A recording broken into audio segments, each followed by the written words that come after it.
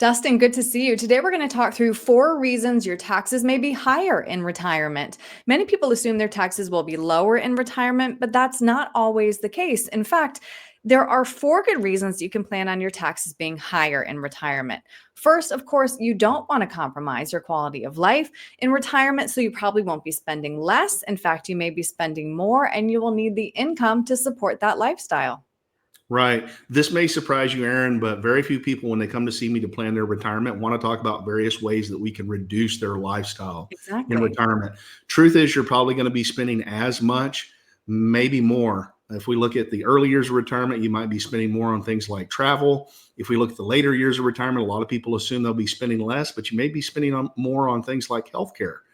And then, also a lot of people assume that they're going to be in a lower tax bracket in retirement. If we look at taxes historically, the 401k was started in 1978. At the time, top marginal tax rates were about 70%. They're about half of that right now. So, hey, in the 70s or 80s, if you were a highly compensated executive and you were told that you were going to retire in a lower tax bracket, there was probably some truth to that. Doesn't necessarily mean it's true now, and it certainly doesn't mean it's true for everyone. hmm I'm glad you brought that up because that is, of course, reason number 2. Tax rates are set to increase. Many financial experts believe the Tax Cuts and Jobs Act of 2017 reduced federal income tax rates to the lowest they may ever be. And these rates are set to expire at the end of 2025. A lot of people don't realize the full impact of those cuts in 2017. If you're a married couple with an adjusted gross income between 50 and 400,000, all else being the same, you're paying about 25 to 50% less in taxes, income taxes, than you would have been on the same income in 2017. When those taxes sunset at the end of 2025, if they're not extended, you're going to be paying 25 to 50% more on the same income. And, there's an argument to be made that those tax rates may be temporarily extended, but we've got slim majorities in the House and the Senate. So we're just going to have to wait and see. hmm Next, we have required minimum distributions or RMDs. Explain how these distributions affect our taxes.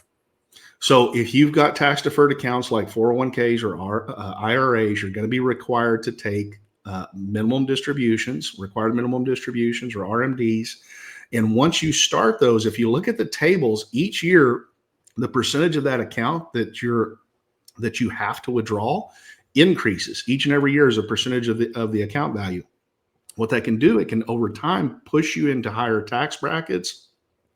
It can increase something called provisional income. The more provisional income you have, the higher the risk that your taxes on things like Social Security will be higher or your Medicare premiums will be higher. Really good point.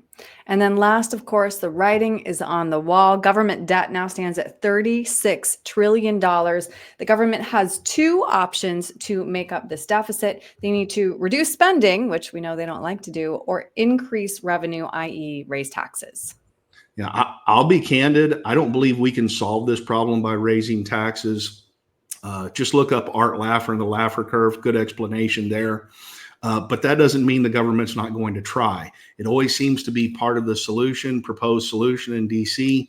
Anytime we talk about cuts, anytime one party talks about cuts, another party is demanding tax increases. So whether it works or not, there's certainly a lot of pressure to increase those future tax rates. Got to have a plan for that. Well, Dustin, if somebody would like to talk through how they can decrease their overall taxes in their lifetime, especially in retirement, what's the best way to reach you? They can give me a text at 830-476-2505 or reach out on the website to book a free chat at longlivemymoney.com. Great. Dustin, thank you. Thanks, Aaron.